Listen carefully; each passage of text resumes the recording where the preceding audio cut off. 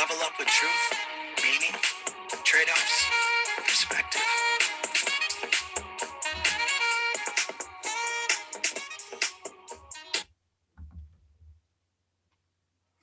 All right, Matt, how are you guys today?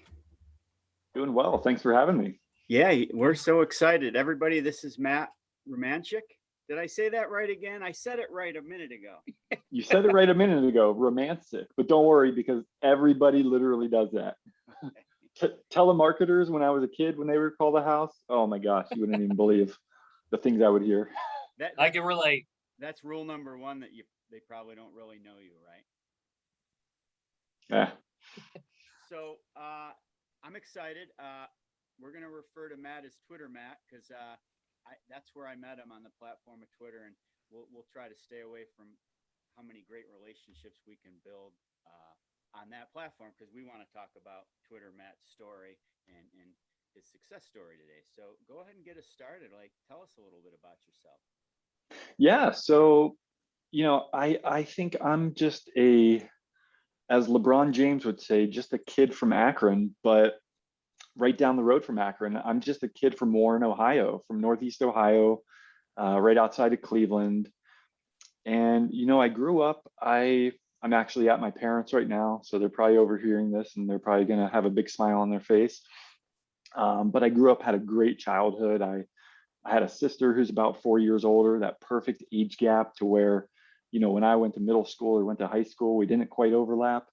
I had the greatest parents in the world. They're still in a great relationship. And my father was a police officer for about 30 years. He's retired now. And my mom worked on computers doing database management. So, it was honestly like the most perfect and amazing childhood with, vacations to Disney World and road trips. I'm not saying that there weren't fights and arguments in between there, but it was an amazing childhood and it was great. As far as, what got me to where I am today, it's a pretty interesting story because Paul, I know you're in the education field, and Matt, you've got a PhD, so don't hold this against me too much, but honestly, I was not the best student. Not only in school, but also Sunday school. I was just, I mean, I was a good kid at heart, but man, I love to goof off, and I just did not care much for tests and textbook education, which, being 37 now, I wish I would have studied a little bit more. My girlfriend, her name's Megan, she is the opposite. She could rattle off the history of every war and history of every country, and boy, does that make me jealous, and also sometimes not able to keep up with conversation. But growing up, yeah, I was a pretty average student. Got into a little bit of trouble here and there, maybe more trouble than other kids. I was actually suspended from school my senior year for getting a fist fight. I had a little bit of that wild side, that anger side that came out.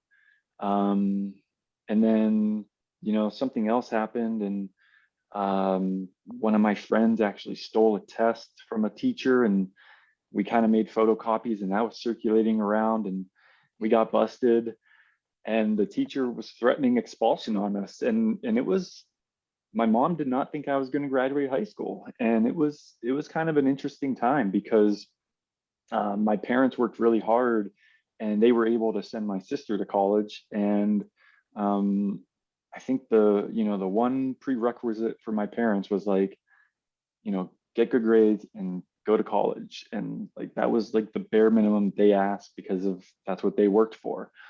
And so I did that. I may have done it differently than they would have imagined, but I graduated high school. It was all good. Graduated in 2002. And believe me, that was like the worst trouble that I've been in. I'm not like a felon or anything like that. So for me, that was like about as bad as it gets. So I graduated in 2002, and then I head off to college at the University of Akron, which that's where I saw LeBron James. I was a freshman and sophomore, and he was a senior at high school right down the street at St. Vincent St. Mary.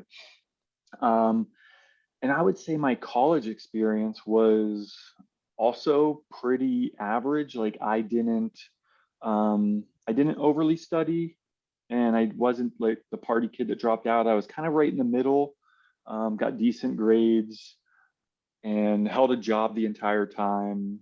I've actually worked since I was 15, so like work ethic was something that's just been ingrained in me since day one. Um, but yeah, in school, in college, I had a party phase, and would go to Ohio State and go to the big parties, the 15 keggers. At Akron, we only had like the two keggers or something. It was, yeah, I was in the minor leagues at Akron, but we'd head down to Columbus a couple times and go to the big boy parties. And honestly, I didn't really know where my life was heading direction wise and what I wanted to do. And so I sit down with my academic advisor, and they say, well, there's this new up and coming degree, this new thing, and we're only one of 4 colleges in Ohio that offer it, and it's called supply chain management. And I'm like, well, it's under the umbrella of business. So I say, well, sign me up for that one. That one sounds good. Supply chain management, sure. And then I graduate, and I start going on some supply chain management interviews. And I go to these companies, and it's like put on the shirt and the tie and walk down the carpeted hall to your cubicle and have an interview. And I'm like, man, these companies, I don't think this is for me. And so I start to kind of freak out a little bit, like, okay, I'm graduated. Like, what am I going to do with my life now? And I think that was really um like that was really when I was kind of born again. I think it was when I graduated. I think it was May 13th 2007. Coincidentally, it was Mother's Day, and I remember I got my mom a picture of me, and she still has it, a picture of me in my graduation gown. And I said, Mom, happy Mother's Day. I graduated, I did the thing. But next came, real life. Like, what am I going to do? And my best friend at the time, Drew, he said, well, man, I just got this job at Abercrombie and Fitch. You should meet my district manager. I'm working in a store. And he sold me on this. He's like, in 2 years, you could be a district manager, and you're going to have your own card, your own cell phone, and make 60 grand. And at the time, I'm like, 60 grand. I'm like, again, this is back then, pre-bunny Twitter days and pre-inflation. And he's, yeah, I'm thinking like, man, 60 grand, car and cell phone, like, once again, sign me up. So I go meet his boss, and he's like, it's just a meet and greet, not an interview. I go and meet her, and it turns out it's an interview. This is just how Abercrombie does things. You sit down in the middle of the mall on one of those benches, and she whips out a piece of paper, starts asking you some pretty low key questions, and made me a job offer. And I think at the time I was making, it was an hourly thing, which is how they hid the salary, but I was smart enough to go home with a calculator and do the math. And I think I was making like $27,000 a year. So I knew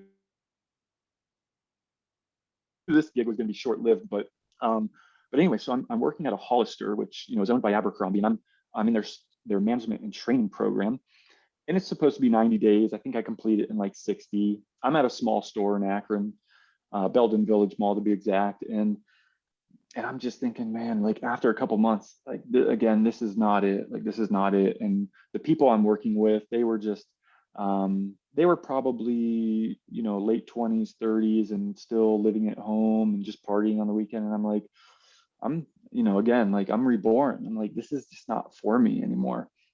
And so I talked to my district manager, and I'm like, hey, like, I need more. Like, this is just not cutting it.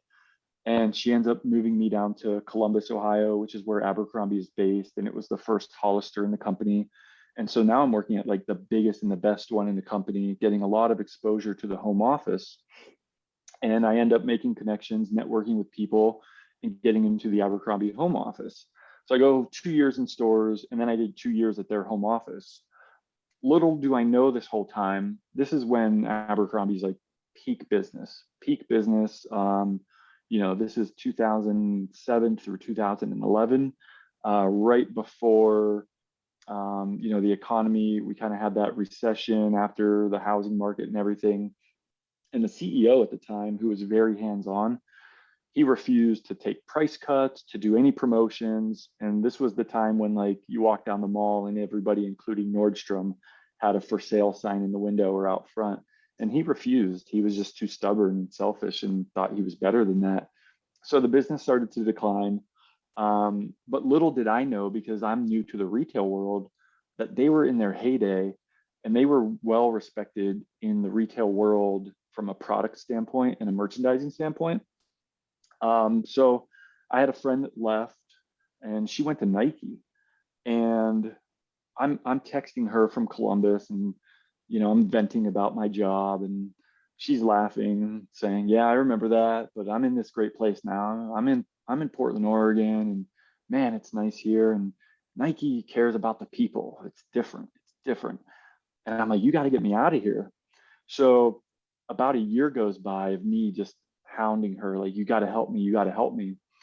And eventually, out of nowhere, she texts me and says, hey, we just posted this position. It's perfect for you. You need to go online, apply for it, and email these 3 people. And so I do all of these things. I end up getting a job interview. She helped me get my foot in the door, but I still had to go do the 5-person interview, flew out there. It was a full day in the merchandising lab. It was basically like an in-store merchandising position. And I was fortunate enough to get the job, get an offer. Again, not even making a lot of money at the time, moved out to Portland and was still struggling to pay rent, but I knew it was going to pay off in the long term. So did that role for a few years and worked my way into a merchandising and sales position, which I'm currently in. And I've done that in a couple different facets with a couple different accounts. I used to work on the Foot Locker account for roughly 4 years, and just recently moved to the Finish Line account, which Finish Line was bought by a European company named JD. So now it's JD and Finish Line kind of combined, and that's where I am today. So, when I look at my story from a high level perspective, I think back to just, great childhood, struggled with school, wasn't the best student, but when it was time to make things happen, when I graduated, I think that's where that work ethic came in that I talked about. And, having a job since I was 15, my life, it became all about work and just succeeding in the workforce, because that was going to dictate my position in life. And from that day on, I've been dedicated and applied myself. And like I said, about 14 years in corporate America now. And I know that's not the route that a lot of people, that everybody takes. It's not for everybody. And I know some people bash the college thing, the 9-to-5 thing, but the one thing I always say on Twitter is, whether it's college, a 9-to-5, or Twitter itself, it's going to be one thing. It's going to be what you make of it. And so I'm just constantly trying to make the most out of what I have in front of me. Man, that's incredible. So just like you had it all planned out since 17 years old, right? Exactly. Yep. Matt, it's funny you telling your story there, and so many things resonate with how I grew up, and one of which, and Paul, I'm sure you relate to this as well, is family. People talk about whatever types of, the hot word now is privilege or whatever, and the one thing that I've always felt that I had privilege with, if there was one thing that stood out, it was my family. I just came from the same kind of family. It was like my mom and dad were just amazing people, and well, my mom still is. My father's passed away, unfortunately, but just amazing people, amazing parents. And I think I knew his father and I know his mother, and I think he would probably echo the same thing from his perspective as well. And I always come back to the most important thing in a young person's life coming up, things I think are family and education. And unfortunately, too many of them can't control that, right? I mean, there's just nothing you can do about who your family is, and oftentimes where you're going to school coming up. But I find them I truly believe they're the 2 most important factors out there in terms of how you move, where you go, what you do, what your level of work ethic and dedication are that you talked about, and those things just really resonate with me when you're talking about your story here, and that you decided, and I was doing the same thing. Hey, I wasn't much of a student either at all. But when I got in the workforce, it was like I just went constantly, because I was like, oh, I'm responsible now. I have to make this happen. Oh, I want to pay the rent, or I want a new car, or a better job, or whatever. Oh, it's based on what I do and how I perform, which I think is wonderful. Exactly. But I had to take responsibility, and what you're saying, it doesn't matter what you decide to do, you're responsible. And I wouldn't want it any other way for anybody. It doesn't mean that everyone has an equal start on it, because they just don't. It's just the way it goes. But the fact that when you realize that you are the one responsible, then that's a moment, that's a time, that puts you in a different category. And I'm just glad to hear. I couldn't go without mentioning it. Yeah, it's interesting you brought up the word privilege, and I haven't really given it a lot of thought, and obviously we haven't pre-scripted any of this, but now that I'm thinking about it in this conversation, privilege seems like today maybe an opinion that people have of others, but accountability is something that you place on yourself. And I think there's a lot of people today that are either looking to have an opinion of others, but maybe not enough self-accountability. Because when you first said that, the thing that came to mind was, and not to go too far down this rabbit hole if we don't want to, of privilege, but it's like privilege is what you were given, but it doesn't determine your outlook or your future. So I remember seeing something on Twitter the other day. Somebody posted Arnold Schwarzenegger's sons, and one is in great shape and one is overweight and out of shape. And you can say that they're both privileged because they're Arnold's son, but you can see how the two played their cards differently. They were dealt the same hand. I'm sure they had differences in life, and maybe they have differences in metabolism and thyroid. I get it. But like you said, it's that moment where it doesn't matter, if my parents are, paying for my school, if they're paying for me to go to Harvard, or if I don't have parents, or if I have parents that can't pay for school. It's just that accountability of, like I was saying before, of making the most out of what's in front of you. And I know I mentioned LeBron James earlier, and I'm a LeBron fan, but he's got his, nobody's perfect, right? But if you watch his documentary and learn his story, he grew up in a broken household. He grew up without a father, and couch surfing on his friends' couches. And so it's a good example of somebody making the most out of what's in front of you, and that being basketball and his relationship with his mother. It's part of all success stories. As I was listening to you tell your story, Twitter, Matt, even when you weren't happy with your situation, you knew you just had to keep working hard, and you kept your eyes open. So just what you were both talking about, you were making the best of the situation. And I know your story's not done yet, but that's why you're moving forward, and that's why you're successful. On a side note, I have to let you know, Matt loves LeBron, Tom Brady, and Justin Bieber, and we had a record. Okay. We had a record of like 4 episodes without him talking about any of them until you brought it up. There we go. Well, okay, okay, if I had to rank them, I'd go LeBron 1, Bieber 2, Tom Brady. Here we go. I'm an Ohio guy, and Tom Brady went to Michigan, but Oh, sure, obviously, yeah, but in all honesty, I mean, you can't hold anything against that guy. And hey, Bieber himself, he's kind of recreated himself, right? Yeah, he is. And since Paul brought it up, I'm glad to jump in on these 3 topics. I had to.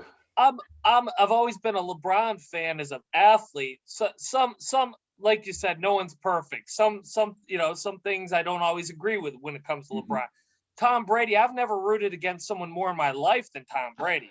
But you can't help but look and go, the proof's in the pudding, right?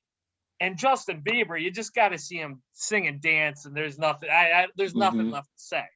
But Matt, to backtrack a little bit on what you're saying, and like you said, it's a rabbit hole, but the privilege thing, I honestly, I don't like the word, because the reason I don't like it is because it's become far too often this attempt to point out something you have, Matt, or you have, Paul, that I don't, and it's a built-in excuse, or it's an opportunity far too often, not always, but far too often, to say, well, the reason I didn't do what you did, Matt, was because of all your privilege, and therefore I'm not responsible, I'm not accountable, and I can be envious of you in a way that can actually kind of take a shot at you, right?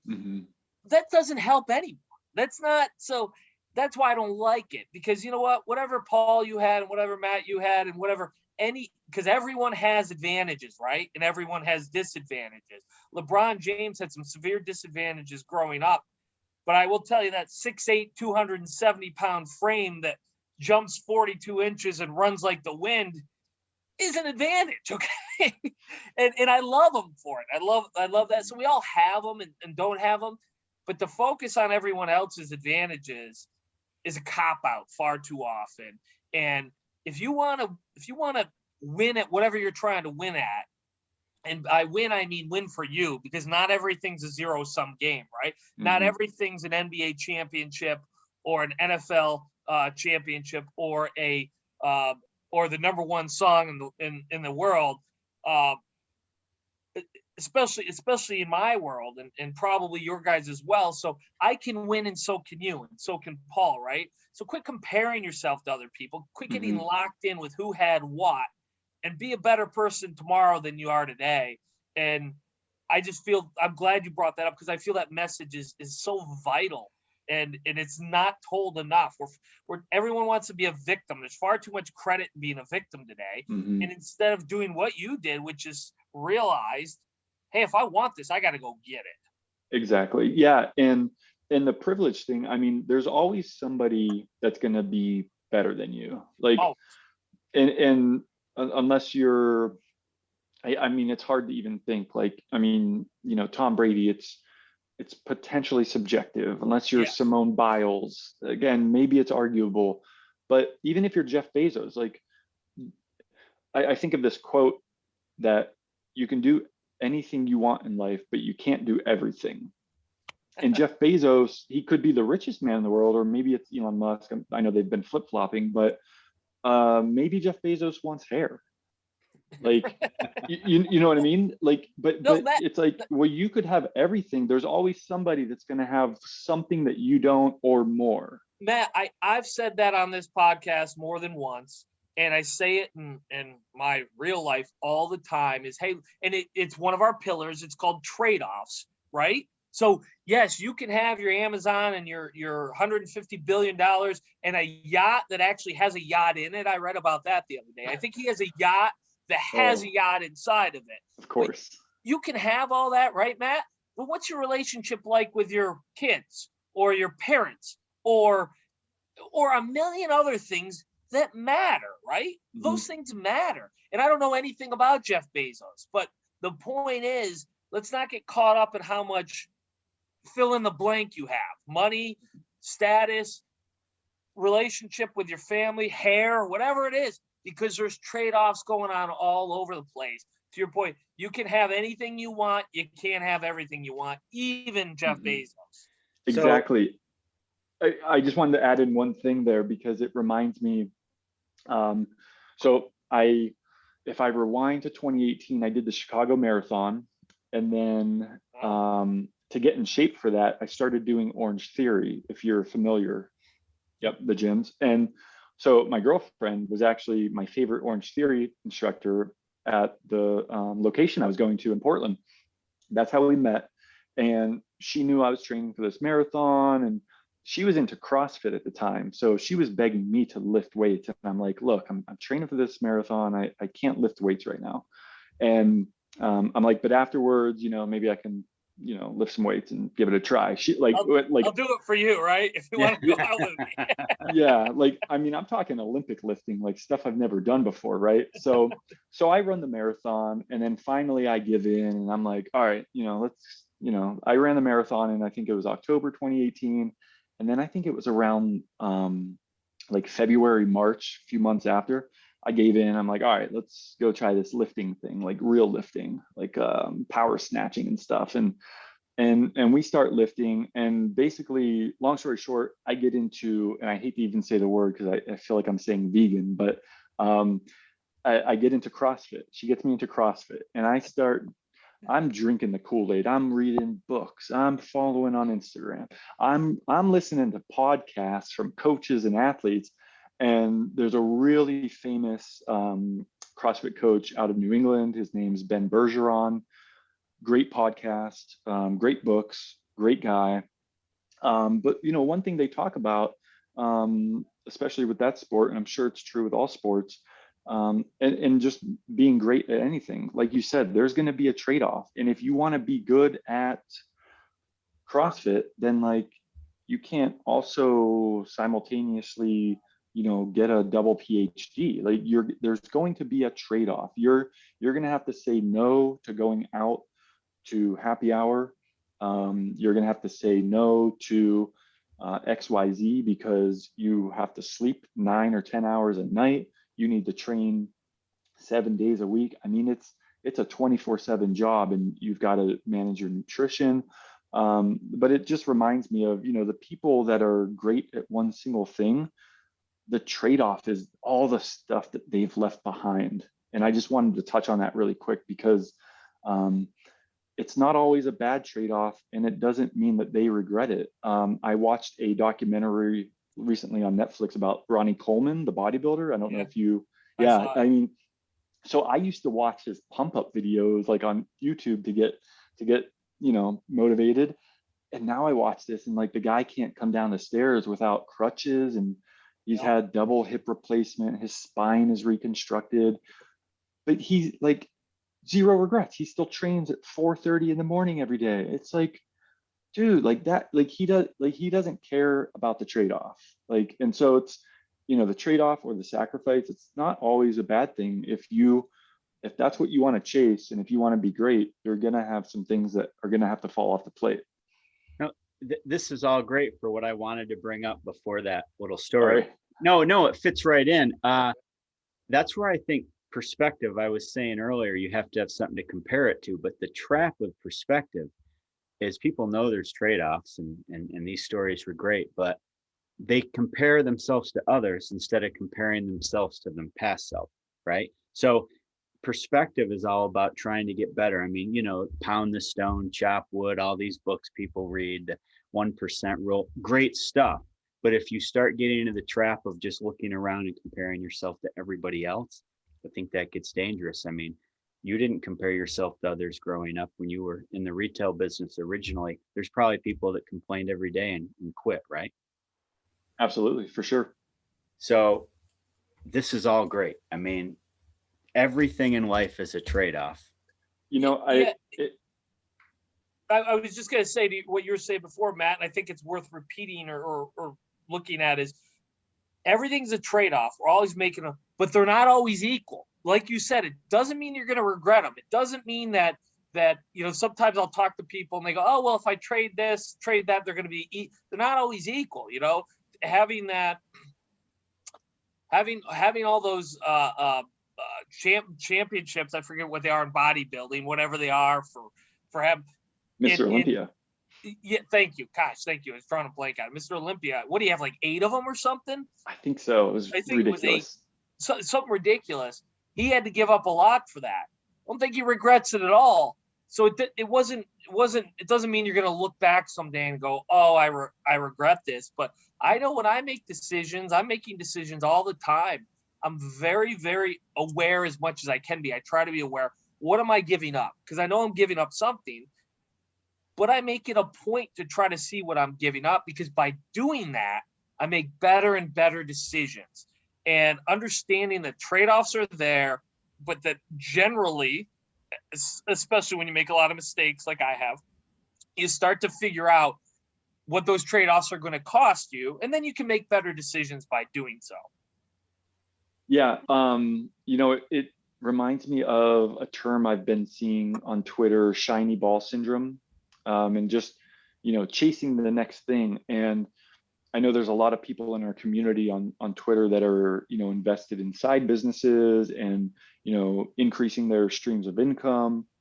And it's really easy, especially in today's day and age with the internet, to try web design one day and try Amazon KDP the next day, then try flipping the next day, and try coaching, or, the list goes on and on as far as like things that, the opportunities for, building an income stream online. And it's almost like, if you just need to stay focused on what you're working at and what's making you happy, and avoid the noise, because again, there's so many people out there telling you, I've seen it on Twitter a million times, like, if you're in your 20s, lift weights, drink water, avoid partying, save $1 million.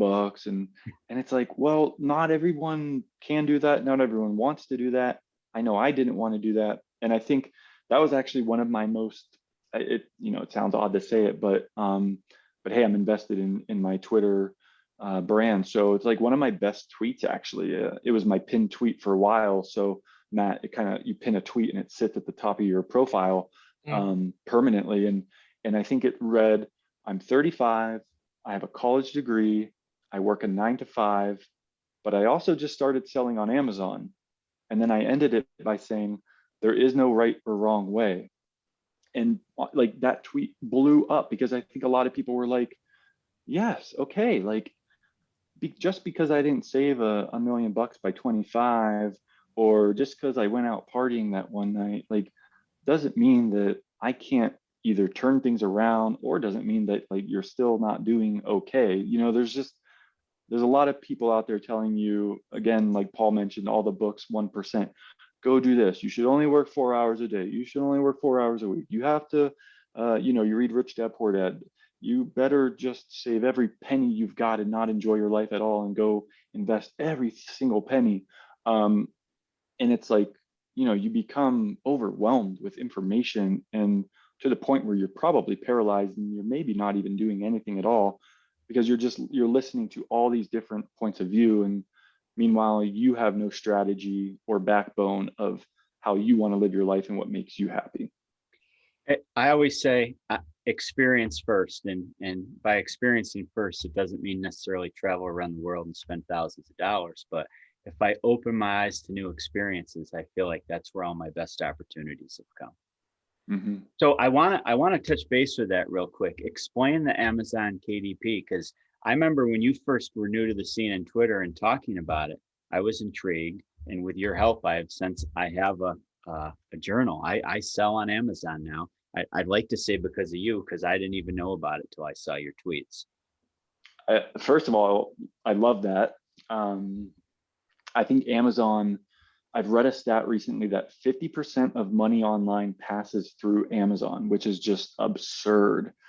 And I'm in the middle of reading a book called The Future is Faster Than You Think, and just the things that Amazon is invested in, obviously they started selling books, so books are still a backbone of their business, but now you could go on there and buy virtually anything, and you could sell, I think, almost anything. If you want to sell something like Legos, you have to get the rights, but it's insane. And they're working with self-driving cars, and I know Jeff has his own side project, which is one of the reasons why he stepped away. He's on that space race with Elon Musk, so he's got that whole thing going on.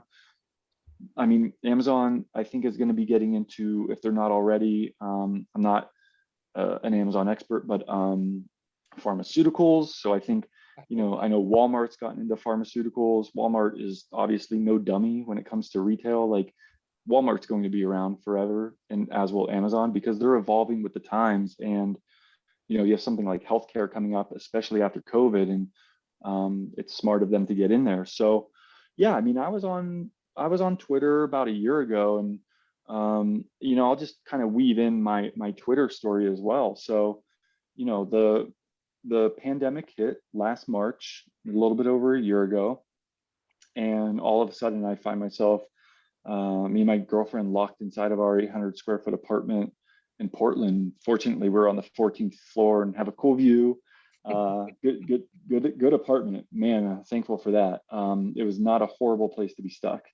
But I remember I had a personal Twitter account, and honestly, like, and again, this goes against everything everybody says online. I only use my personal account to follow news and to get news updates. I did not follow any personalities or even friends. I strictly went on there. It was like 50-50 sports / CNN type of stuff. And then somehow I came across two people from you know, they call it Money Twitter, from the community of Money Twitter, this self-improvement community. And they're these two anonymous people, anonymous as in like their account. One was called Writing to Riches, and the other one was called Hustle and Conquer. And I look at these guys' accounts, and I know now they have like 50-60,000 followers, like 50 to 60. And back then they had like 20 to 30. And they're like talking about, oh, it's so easy to make $1,000 a week. It's so easy to make $10,000 a month. And I'm like, you know, I've got extra time on my hand all of a sudden, because, not gonna lie, at Nike, we spent a lot of let's call it mismanaged time in meetings that, you know, as they say, could have been an email. Like, we love to sit in meetings. And when you're at the office, it's really easy to just, hey, can you pop down to this meeting room? You know, but when you're at home, it's really awkward to sit on a Zoom call if you like aren't having a productive conversation. So, you know, schedule pretty much opened up, and I had a little bit more free time on my hands. You add in the free time from meetings dropping off, and then the free time of being locked in your house, and the only thing you could do is go to the grocery store and walk laps at the time. And I come across this community, and I'm like, you know, I've always wanted to do something. I've never, even pre-COVID, I never knew what, but I wanted to do something on my own for myself. And I saw these people, and I'm like, oh, like, you know, I'm in marketing, or I was in marketing. I've got this like merchandising sales role at Nike. Like, I think I can do this. I think I can, you know, sell something. And so I had this dream. I had this dream of, I'm going to make an anonymous Twitter account, and I'm going to like build some kind of side business. And so you go to my profile, it says I joined in May 2020. I think I sent my first tweet in June. So I basically made a new account. And at the time, yeah, I was anonymous and had no idea what I was doing, and just start spewing tweets out and trying to connect to people. And fortunately, I felt like I figured out the game pretty quickly. And you know, I ended up revealing myself, because eventually I like couldn't hold back who I was. I just wanted to tell people my story and show them my face, and let them see like who I really was, because I think that was also limiting my growth.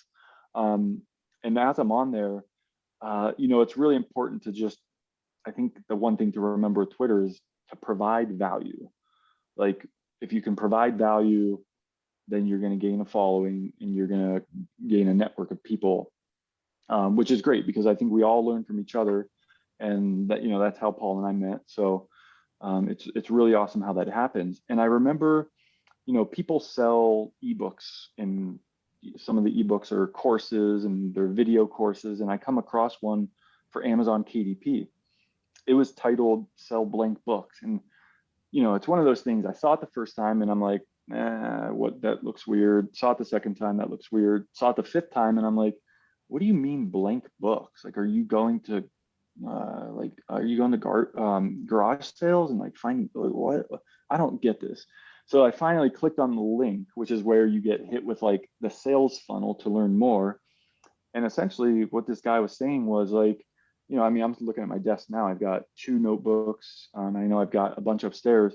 This guy's like, well, it's notebooks and journals. Like, it's a blank lined interior. And if you think about it, like, I mean, we've all gone to Target and Rite Aid and Walmart and bought journals and notebooks. And I'm like, okay, well, this is like kind of weird, but kind of makes sense. And with the pandemic, I'm like, more people are probably journaling now than ever. all you have to do is design the cover, and like sky's the limit. I mean, you know, for May, you could do Mother's Day. For June, you could do Father's Day. For March, St. Patrick's Day, and you know, the list goes on and on. Christmas, I mean, Christmas and coloring books, and so it's kind of like, you know, I started off by doing that, and of course, at first, I had this, you know, thought in how they sell you on it is like, oh, you're gonna make so much money selling notebooks, and it's like, well, my girlfriend and I put our head down during the pandemic when we were on lockdown, and she's a good graphic designer, and we busted out like 300 notebooks. And I mean, I make a little bit of money. I'm not making $10,000 a month or anything crazy, but I think what I've learned was just like joining Twitter, it's almost like a tiered opportunity. Like you could join Twitter and just sift through news, right? And if that's me making a blank notebook and selling it on an anonymous author page, but then there's another tier where maybe you know, create a guide and you sell it on Twitter. Like that's tier 2. And then tier 3 is, you know, you become so good. I know Lawrence King was talking about this yesterday on Twitter on the Spaces thing, where you basically broadcast live. And he was talking about like brands and companies contact him for his for work and offer him $2,000 to $3,000 a month to write tweets on their behalf. And it's like, Lawrence is on tier 5, you know, and I actually built, I wish I had it with me, it's upstairs. I built a Twitter guide. I know a lot of people have Twitter growth guides on Twitter and they sell them as an ebook. And I was like, you know what? Like, I'm going to make one that you can write in and kind of keep track of your daily usage and taking any notes and whatnot. It also has some help in the front on like how to build your profile, how to communicate, like do's and don'ts, how to write a good tweet ideas. So I built this Twitter guide, and I think like I'm approaching tier 2. It's like, okay, well, I started with the notebook thing. I also did some like kids coloring books for Christmas, which had done very well. It's just kind of a cool concept. But then it's like, okay, now I'm going to build a Twitter guide. But now, and I was telling Paul about this, I'm actually in the middle of writing a book. It's going to be kind of a mixture between a daily affirmation, daily learning book. So every page is going to be dated January 1st through December 30th. And it's a quick 1-page read where you're going to learn something new. And I think going back to that word we were talking about before, perspective, it's gonna give you perspective on your life and how you can apply that situation to your own life, and hopefully, you know, live a better life and maybe put a smile on your face, teach you something new. So I'm actually in the midst of writing this. So, you know, 365 days in a year, it's going to be just shy of 400 pages, which is pretty much my non-negotiable to do for the summer, because I want to get this launched on October 1st. And it's a lot of work, and I want to do, I say this now, ideal situation, I would love to do a hardback, a paperback, an ebook, and even an Audible. Hiring somebody, I don't have the voice, but finding somebody on Fiverr or somewhere, and I want to get that launch on October 1st, because I think it's a perfect holiday gift. And I'm really proud to be creating, you know, something that's going to be of that scale and magnitude. And I'm already excited and thinking of like, okay, I want to be now I want to be, and now I guess I can say I am. I don't feel like I am, but like now I want to be an author. Like, and I've always been a fan. Actually, when I started my Twitter account and I was anonymous, I'm a big Art Deco 1920s fan. So my name back then was the Noble Nomad, and it was an Art Deco logo that I had somebody design for me on Fiverr. But I love like Ernest Hemingway, F. Scott Fitzgerald. I love that whole genre and time period. I'm a big fan of the movie Midnight in Paris. And long term, now I see myself, I'm like, man, I would just love to write. I love just getting thoughts out of my head on paper, on a podcast. I think it provides a lot of reflection. I think it's really healthy, but it's been very cool to go from like, oh, I'm gonna pump out some like blank line journals and like I'm just gonna magically make a bunch of money, which it doesn't actually work that way. But I think that, you know, it's led me to this path of creating my own work and becoming a self-published author on Amazon, which I'm super excited about. So that's Amazon KDP. KDP stands for Kindle Direct Publishing. And in essence, it's a division of Amazon that you go on their website, and it basically allows you to upload content and upload content as a PDF. So if you type it in Microsoft Word, or I love to use PowerPoint, you export the file as a PDF. As long as it's a PDF, you could upload it to the Amazon website and literally sell it around the world. I've sold stuff in Germany, Canada, Italy, France, Spain, Japan, and it's free, which I know, like, you know, Paul, you're using it as well. Like, it's a free service. They, you know, if you sell something, say you're selling something for $5, there's going to be a printing fee, and so you get a royalty. You don't get the full $5 because they just kind of take that out of the, you know, the cost once it's bought. But you know, you don't have to like hold inventory at your house. You don't have to buy inventory in advance. You literally throw a PDF up, and when someone buys it, then it prints and ships, and like you don't touch anything. It's, now that I repeat that again out loud, it's kind of wild to think about. I mean, that Amazon even offers that. It's crazy how, you know, how great they are and how far ahead, just advanced. It's a great service. But yeah, it's, you know, I think for the people that know, you know, there's no get rich quick scheme. It's Matt, not that. I think you hit the nail on the head earlier, or a minute ago, when you're talking about it. There's one key word you threw in there to if it's gonna, there's no get rich quick, because you have to provide value. It's all value, right? So if you're providing, and you're talking about the tiers, which I like what you're talking about there. Each tier comes with more value, right? In order to get to another tier, and that's what I like to tell people all the time. Look, you have to bring value to the table. This isn't, nobody owes you anything. It isn't, oh, I'm gonna just, I need a, you know, I hear this all the time in my world. I need a job, and I'm like, well, what are you gonna do for me? Well, what can you do for me? I don't know.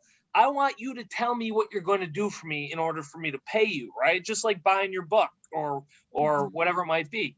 Do I value it? Is it providing some value? If so, Jeff Bezos I would argue Jeff Bezos provides more value than anyone in the world right now. And know how I know that? Because he makes more money than anybody else. And, you know, like you're saying, it can go back and forth, but if I'm not making any more money, that's a sure sign that I'm not providing enough value to somebody. And I just wanted to mention that, because it is vital to understand that concept, no matter what you're doing in this world. Yeah, absolutely. And again, because this book, I started working on it, I think around February. I had the idea, and then I started, you know, putting it into production, and it's a big project. But and again, I know Paul is, you know, involved with KDP, but it made me again realize that I was just scratching the surface. It was almost like when I started on Twitter. I had no idea where it was going to go. I had no goal of 500 followers, 1,000 followers. I was going to start, and I was going to see what happens. And I started as this Art Deco noble nomad guy, and I had no idea that a year later I would be, you know, coming up on close to 5,000 followers, and you know, have a picture of me and my girlfriend on my headline, and that I would have a website, mattrumancik.com. Like, I had no idea it was going to go there. But and maybe you can relate from, you know, owning franchises of Subway. Like, I would assume that you started with one, and then maybe you got another, and then maybe you got another, and then eventually you're at 7, and you look back and it's like, this wasn't the plan, but this is amazing. Like, you start with one, and then, yeah, you keep building to that next tier. Yeah, exactly. No, it wasn't. It was not the plan, and the things that have evolved in my business world, or in a lot of things in my world like that, you just go, well, I'm going to try this. I'm going to do this and see what happens. And like you said, before you know it, you're kind of just one foot in front of the other and one foot in front of the other, and then you happen to turn around one day and go, what the heck happened? Exactly. Yeah, it's awesome. Yeah, it's awesome. It's awesome. Exactly. Mhm. So, Matt, to a high school kid, or maybe just a college grad, anywhere from 18 to 22 years old, specifically, what would you recommend if they feel like they don't have a good job, or am I wasting my time in college? Sum up what you could tell them to get them started. I I don't think, specifically to answer your question, which I don't know if you were meaning for me too, but I don't think you can waste your time in college. I don't think you can waste your time doing anything at all, because like I said before, it is what you make of it. Even there's professional video gamers, and it's not all about money, but there's professional video gamers who make a living off of that and even more. uh, I don't know too many professional video gamers, but I know Ninja, because Ninja, I don't even know what he makes, 7 million a month or 30 million a year. It's like he was in Times Square 2 years ago when the ball dropped, and he was just sitting there playing a video game. And it's like, it's like if your kid wanted to play video games, I mean, there's a difference. Maybe they're not good at it, but and they're spending too much time. But if they're good at it and they want to play video games, or maybe they want to play chess and they're like one of the world's best chess players, like, you can't call it a waste of time if you're doing what makes you happy. With that being said, life's not all, there's being happy, which I think is momentary, and then there's fulfillment and joy, which I think is more important and more long term. Because if you're, heard this on a Ben Bergeron podcast, again, going back to CrossFit, like, when we drink alcohol, when we eat sugar, when we gamble, we're looking for happiness, or, you're looking for in the moment happiness. But there's times in life, and I've certainly had them and might be going through them now, where, work is tough and life is tough, but that you're doing it for a better future, for fulfillment and joy down the road, and for purpose. So it's not all about momentary happiness. But I think if, no, college is not a waste of time. There's no job that's a waste of time, because again, if you make the most out of it, you can never call it a waste of time.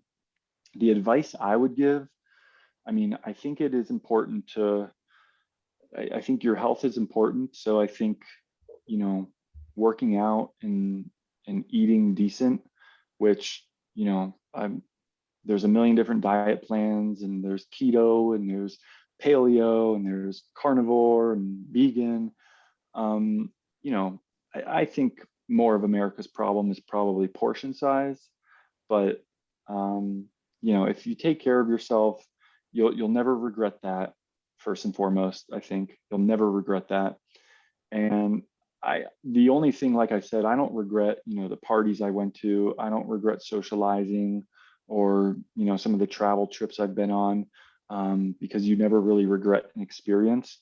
But there's one thing I wish I did, and that was maybe, tucked away maybe $1,000 even into the stock market when I was 20, because I'm 37 now, and I don't even want to know. I don't even want to do the math. But if you looked at, like, if I put $1,000 into Amazon or Apple, or even the S&P 500 back then, what it would be worth now, like, it would, I'm sure it would be a down payment on a house. And who wouldn't love to have that later on in life? So I think, I think there's a couple different buckets. I think, you want to take care of your health.